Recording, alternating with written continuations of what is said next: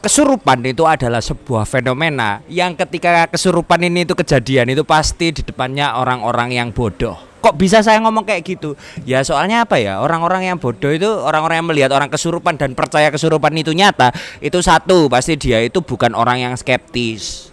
Pasti. Yang kedua, dia itu bukan orang kritis, nggak punya nalar analitis juga. Dan yang ketiga, pastinya mereka ini adalah orang-orang yang dogmatis pada kebudayaan-kebudayaan tertentu. Kuis pasti. Kesurupan ini adalah fenomena yang sebenarnya itu adalah sebuah fenomena mental, teman-teman ya. Akhirnya ya, coba kita lihat fenomena kesurupan yang kayak gini.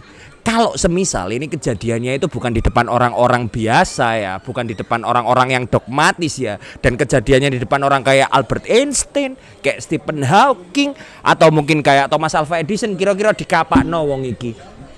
Kira-kira orang ini bakal dipanggilkan dukun atau dipanggilkan psikolog atau psikiater dan dimasukkan rumah sakit jiwa. Kayaknya orang kayak gini itu pasti bakal dimasukkan ke rumah sakit jiwa, alih-alih dibawa ke tokoh-tokoh spiritual.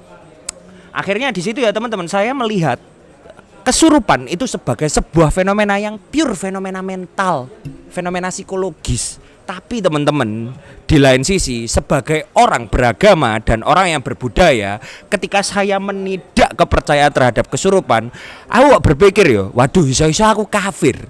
Iso-iso aku keluar dari kebudayaanku. Nah dari situ akhirnya tak rumuskan lah. Aku kan gak mungkin membuang kepercayaan yang sudah mengendap dan mengkristal di dalam diriku ini bertahun-tahun, kan gak mungkin. Akhirnya tak rumuskan lah. Ada parameter-parameter tertentu di mana seseorang itu bisa kesurupan. Nah oke teman-teman, di sini kembali lagi bersama saya LVW. Dan ini adalah ciri-ciri orang kesurupan berdasarkan sains.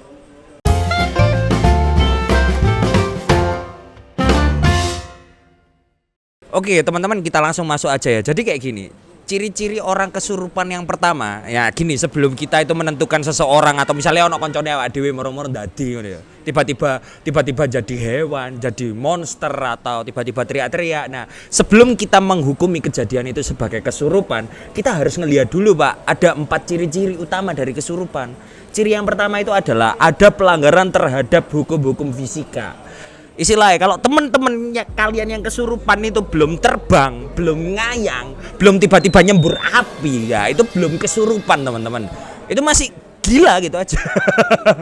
Jadi selagi sebuah kejadian yang kalian anggap sebagai kesurupan itu belum melanggar hukum fisika, maka itu masih fenomena mental. Belum ada pelanggaran. Kesurupan itu kayak gimana sih ya? Kesurupan ini kan kemasukan setan. Kalau dalam tradisi Abrahamik yang Islam kan setan kan dari api. Nah kalau setan dari api itu kan kita harus pasang asumsi kalau setan itu harusnya bisa mengendalikan api kan. Lek koncomu kesurupan setan, obongen jajal. Lesek kepanasan, wadah ya gak masuk, ya gak kesurupan iku je. Nah atau misalnya gini, setan itu kan bisa terbang juga kan ya. Kalau dia kesurupan setan, kesurupan jin kan, harusnya kan dia itu juga mendapat kemampuan supernatural dari jin dan setan toh. Misal kalau teman kalian kesurupan gitu ya, bawa ke lantai 2 lemparkan. Nah kalau dia bisa terbang, nah itu kayaknya baru kita bisa bilang dia sebagai kesurupan. Dan kalau dia terbang, wis gak usah dijelaskan lebih lanjut, panggil dukun, panggil kiai kayak gitu. Tapi senajan belum bawa ke psikiater. Nah kayak gitu, itu ciri-ciri yang pertama ya teman-teman. Nah sekarang kita masuk ke ciri-ciri yang kedua. Ini ciri-ciri yang kedua ini sering muncul sih sebenarnya, dan ini juga jadi standar di apa ya, standarnya Vatikan sebelum mereka itu menentukan ini orang harus dieksorsis atau enggak sih. Nah ini standar kedua itu disebut sebagai xenoglosi, alias orang itu bisa ngomong menggunakan bahasa lain yang dia tidak mengerti. Nah kejadian kayak gini sebenarnya pernah kejadian waktu saya mondok dulu ya. Ada anak di masjid itu kesurupan, tiba-tiba ngomong pakai bahasa Arab.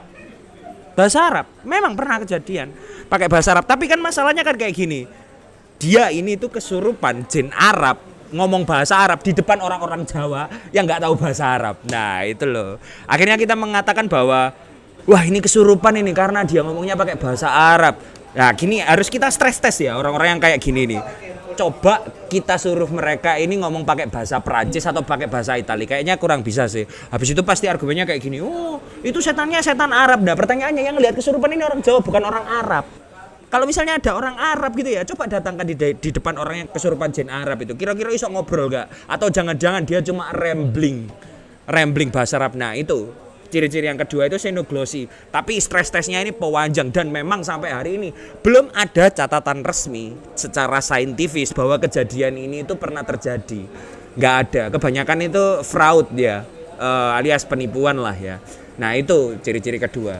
Kita masuk ke ciri-ciri yang ketiga. Ciri-ciri yang ketiga ini menurut saya ini cukup ekstrim. Jadi kayak gini ya teman-teman. Kalau teman-teman kan pasti pernah ngelihat orang-orang yang kesurupan kodamnya. Ya ini biasanya terjadi sering di tradisi-tradisi pencak silat sih. Di beberapa pencak silat itu anak itu dikasih kodam habis itu dadi ngono lah. Basa Jawa iki dadi.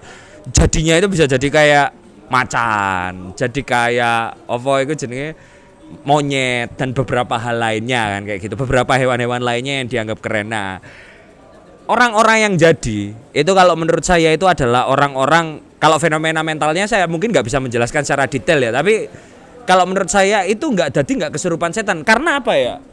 Orang yang kesurupan kodamnya itu bisa dibilang kesurupan kodamnya itu ketika mereka benar-benar berubah jadi kodamnya. Istilahnya itu adalah teriantropi.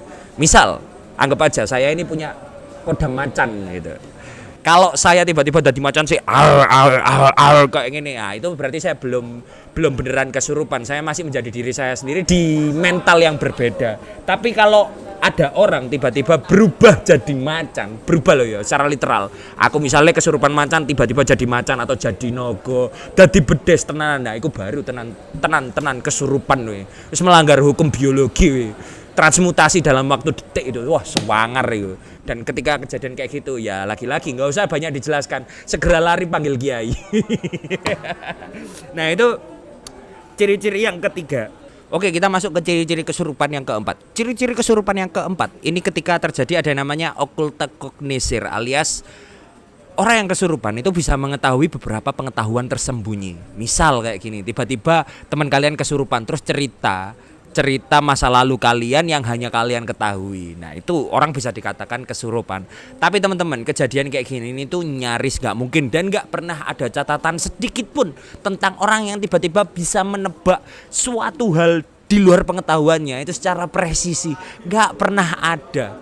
Ini cerita ya teman-teman ya. Dulu itu saya punya temen ngaku-ngakuin indigo pak, ngomongnya bisa nerawang, ngomongnya bisa ngelihat arwah, ngomongnya bisa apa ya ngarannya ya, bisa ngelihat hal-hal yang di luar nalar lah, bisa tahu hal ini itu. Nah tapi saya langsung stres test itu apa ya, saya uji kon iso nerawang, tak takoni ngono arek, kon iso nerawang gak, dia jawab bisa. Langsung tak kasih pertanyaan di depan umum itu ya, lagi kondisi cangkruk kan, kira-kira aku gak sempak warna apa, tak tanyai kayak gitu, sempakku ini warna apa, celana dalamku ini warna apa. Dia jawab pak dengan pedenya, jawab putih gitu. Habis itu aku ketawa pak, tak jawab wah aku lo gak sempakan. Dan dari situ kita bisa membuktikan bahwa occulta cognoscere ini adalah kejadian yang sangat rare dan gak mungkin sama sekali terjadi. Misal ya, kalau kalian tiba-tiba nemu teman kalian kesurupan terus tiba-tiba bisa cerita masa lalu kalian, coba tanyain Donald Trump ngapain, tahu nggak dia? Mungkin nggak tahu. Coba kalian tanyain ya, ibu kalian sedang apa sekarang? Mungkin nggak tahu. Habis itu kalian telepon ibu kalian untuk verifikasi, nggak tahu pak, nggak mungkin ini. Nah tapi kalau ini beneran bisa, kalau ada orang beneran bisa kayak gitu, nah mungkin itu dia kesurupan beneran, dia kemasukan setan. Nah itu ya teman-teman ya, walaupun kejadian-kejadian seperti ini itu secara sejarah kesurupan itu nggak pernah terjadi, nggak pernah ada juga orang kesurupan yang tiba-tiba terbang langgar hukum fisika kayak gitu. Saya yakin nggak pernah ada, karena saya percaya kok Tuhan kita itu menciptakan alam semesta ini beserta mekanismenya, dan nggak mungkin Tuhan itu melangkahi mekanisme yang dibuat sedemikian presisi. Nggak mungkin. Ada fisika pak, ada biologi pak. Wong kesurupan iso koyo ngene iki ngelangkahi pirang hukum fisika, wis ngelangkahi pirang perkara lah kasarane. Jadi menurut saya ini itu tidak mungkin, tapi bukan berarti probabilitasnya nol kayak gitu. Nah ya itu teman-teman sedikit tentang kesurupan, dan ini cuma sekedar obrolan warung kopi, dan maafkan kalau saya nggak terlalu sistematis juga ya. Ini ya wis angger nyangkem gitu aja. Akhirnya teman-teman akhirul kalam akhirul kata, saya LVW, sampai jumpa di konten berikutnya.